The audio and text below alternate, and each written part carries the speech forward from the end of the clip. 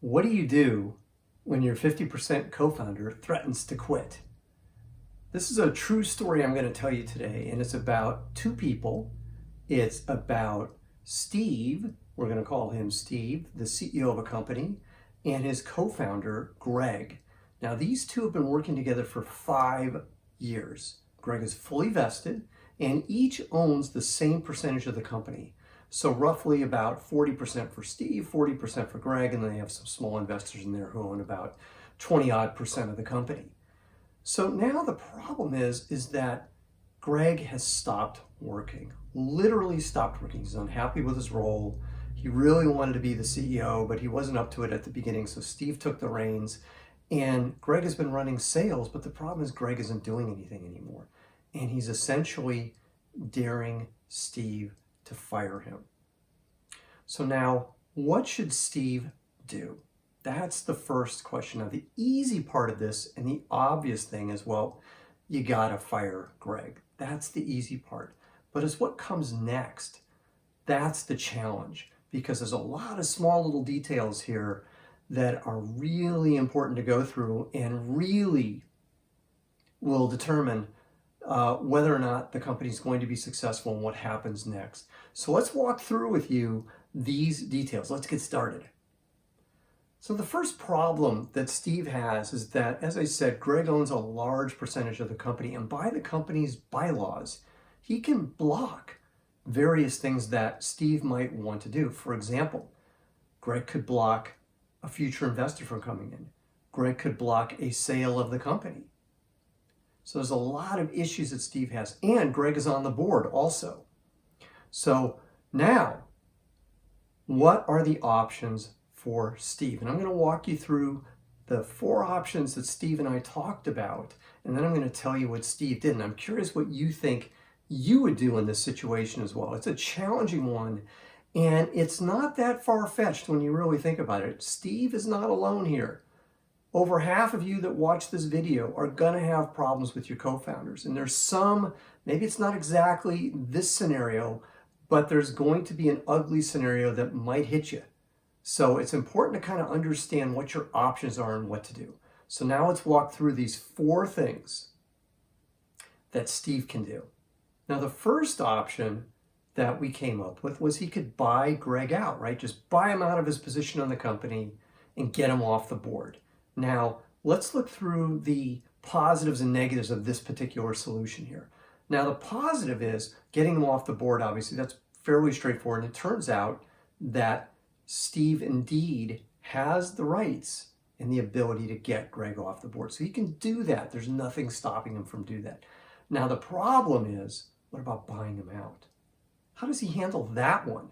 Because that's a little bit more challenging, because if he buys him out, he's going to literally put the cash position of the company in danger, and it may hurt the company's viability going forward.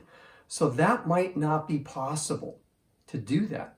Now, okay, what if he did a deferred buyout? That's a possibility, right? Maybe he can do that and defer, maybe pay him a little bit now and some more later just to get rid of him later. Maybe that's a possibility. So he has a couple options with this first option. That leads to the second option. Get him off the board, get Greg off the board, and buy him out partially, as I said. So let's explore this one. Well, the positive, again, is you get him off the board. And as I said, Steve can do that. Now, the buying him out, it turns out as we looked into this, and every situation is different, but legally, in this particular instance, it turns out he can't do this. He's stuck with Greg. He literally has to either buy him out completely or he can't buy him out at all. And I'm not going to go into the legal reasons why, but it has to do with jurisdiction that he's in and the country that he's working in. That's why this is a problem. So he can't really do this one as much as he wants to. So it's kind of a problem. So I'm telling you already, number 2 is off the table. Number 2 is off the table. We can't do it. So we really have these 3 options. The first option, buy him out completely, get him off the board, or the next 2 options. Option number 3 is fairly obvious. He can do nothing. Leave him on the board, leave him with his equity, do absolutely nothing. Just let him be. Yeah, he's threatening you and he's threatening legal action, but we've determined that really these are just empty threats at this point in time. There's nothing really to worry about here. He's just blowing off steam. You let him blow off his steam because you can fire him and he's already been fired. He can threaten you, that's fine. There's nothing really he can do. So you could leave him there, you could leave him on the board if you want, and leave him with his equity. Maybe that's what you do, just leave him be and do absolutely nothing. And the only downside here is, what if an offer comes in to buy the company? Then you're reliant on Greg to operate properly and hopefully operate in his best interests to do this, but you never know. What if a new investor comes in and wants to put in more money? Because that's been one of the things we've been tossing around now, is the potential of raising a large sum of money, because the company is roughly break even on a cash flow basis, is growing, but if we inject more cash into the company, that might increase the run rate and really allow things to accelerate. So that's another option. So this could be a problem with Greg still partially involved. That's option number 3. So you've kind of seen both sides of option number 3. Now option number 4. Can let him keep his equity and just kick him off the board. Just get him off the board. We know we can do this. Let him have the equity. Let him hold on to this. Assume he's going to operate properly. And we've got really nothing to worry about. At least that's the theory behind it. Now, there's still this possibility, right, that he can cause problems for us. So it's a risk. But they're all these different risks. So now you can see the 3 options that we have, right? Get rid of him completely, buy him out, get him off the board, get him partially off the board, so get him off the board and let him keep his equity, or do absolutely nothing. Those are the 3 options that we have on the table. Now, what did Steve choose to do with Greg? I'm going to let you know in just a second as we get back here. In just a heartbeat, we'll find out. So what we did was the most rational of the 3 options here. We decided to kick Greg off the board immediately because Steve had the right to do this, and we let him keep his equity. Now, why do we let him keep the equity? It's because if we bought him out, it would put the company at too much risk.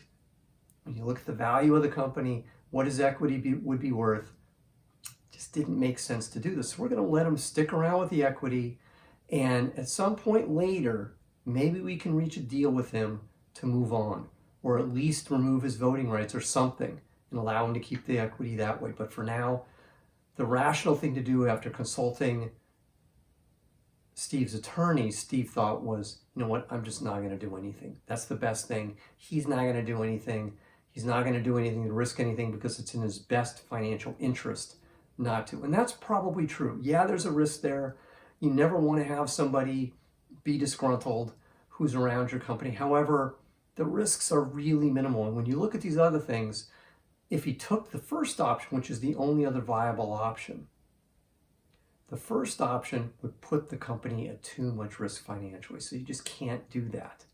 So get him off the board, let him keep the equity, move on, run the company just like you normally would, and that's going to give you your best chance of success. So you can kind of see here, you may be faced with something where you have a founder at some point who you've got to move on from. And it's best to know what your risks are. So the best thing I can teach you here on this one is go through all the possibilities logically before you make your decision. And if you have a board, you're going to have to consult your board and let your board know what you're going to do before you do it. Now, in Steve's case, he didn't have a board to deal with, so he could just do what he wanted to do. It was just him and Greg on the board. Now, in your case, it may be different than this, and you need to consult your board. You need to let your board know that you're going to do what you're going to do before you do it. It's not because you're looking for their approval. It's not because you want to make sure they're behind you. They'll be behind you. It's just for information about what you're doing, because you never want to blindside your board. So I'll leave you with that. If you have a startup problem you want me to consider for a future video, just send me a note at brett@brettjfox.com, or leave me a note in the comments column below this video.